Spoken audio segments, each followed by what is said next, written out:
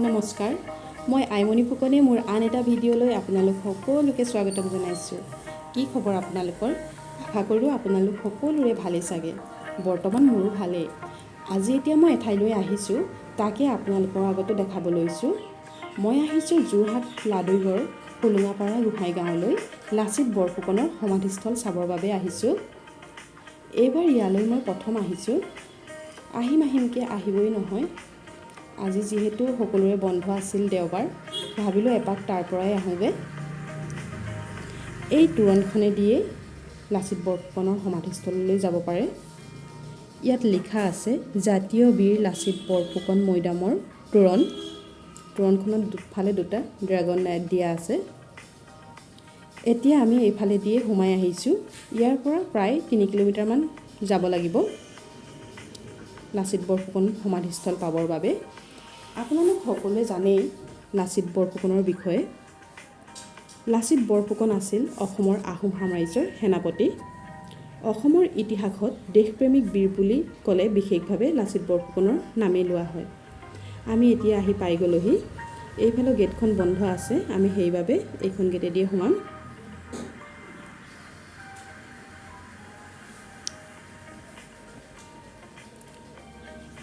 এয়াই হৈছে আমাৰ জাতীয় বীৰ লাচিত বৰফুকনৰ সমাধিস্থল বা মৈদাম। ইমান ধুনীয়াকৈ ৰাখিছে। আপোনালোক যিসকল অহা নাই, এবাৰ ইয়ালৈ আহিব, চাই যাব পাৰিব। লাচিত বৰফুকন আছিল মোমাই তামুলী বৰবৰুৱাৰ পুত্ৰ আৰু তেওঁৰ মাতৃৰ নাম আছিল নাগেশ্বৰী। লাচিত বৰফুকনৰ জন্ম হৈছিল 1622 খ্ৰীষ্টাব্দৰ 24 নৱেম্বৰত। লাচিতৰ জন্ম ৰাজকীয় পৰিৱেশত হোৱা বাবে কৰ্তব্যপৰায়ণ, কৰ্মনিষ্ঠা, সততা আদি গুণ পৰিয়ালৰ পৰাই তেওঁ পাইছিল। লাচিত বৰফুকন সৰুৰে পৰা সাহসী, সততা আৰু স্পষ্টবাদিতা আছিল। তেওঁ নিজৰ দক্ষতাৰে হাঁচতি ধৰা তামুলী পদত নিযুক্তি পাইছিল।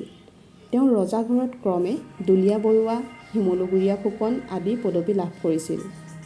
তেওঁৰ নেতৃত্বত 1671 চনত আহোমসকলে শৰাইঘাটৰ যুদ্ধত জয়লাভ কৰিছিল আৰু শৰাইঘাটৰ যুদ্ধ বিজয়ৰ কিছুদিনৰ পাছতে এই মহান বীৰগৰাকীৰ মৃত্যু হৈছিল 1672 চনৰ 25 এপ্ৰিলত।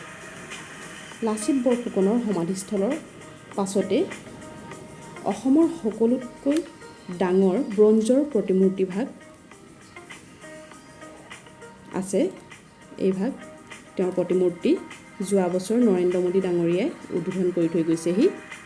এই প্ৰতিমূৰ্তিভাগৰ উচ্চতা প্ৰায় 125 ফুট। মূৰ্তিভাগৰ দুফালে দুটা মিউজিয়াম বনাই আছে। ইয়াত লেবাৰসকলে কাম চলাই আছে, সেইবাবে আমাক তালৈ যাব নিদিলে। আমি আঁতৰৰ পৰাই চাই আহিলোঁ। কাম এতিয়ালৈকে সম্পূৰ্ণ হোৱাই নাই। পৰিৱেশটো ইমান ধুনীয়া লাগিছে, চাওকচোন বাৰু। এটা চাইডে বহিবৰ বাবেও এয়া ধুনীয়াকৈ ৰাখি থৈ দিছে মানুহ আহিলে। আৰু ইয়াতে চাগে পূজা অৰ্চনা কৰা হয়।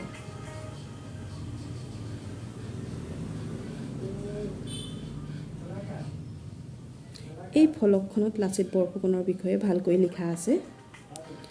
লাচিত বৰফুকনৰ মৈদামৰ দাঁতিতে লাচিত ভৱনো আছে। ইয়াতে কিছুমান আহোম ৰজাদিনীয়া সামগ্ৰী সংৰক্ষণ কৰি ৰাখিছে। আজি বন্ধ আছিলে, সেইবাবে দেখাব নোৱাৰিলোঁ।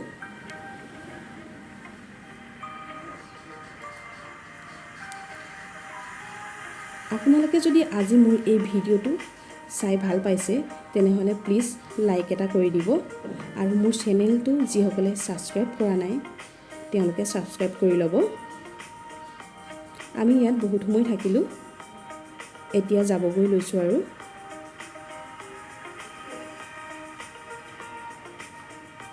তেনেহ'লে আন এটা ভিডিঅ'ত আকৌ আপোনালোকক লগ পাম।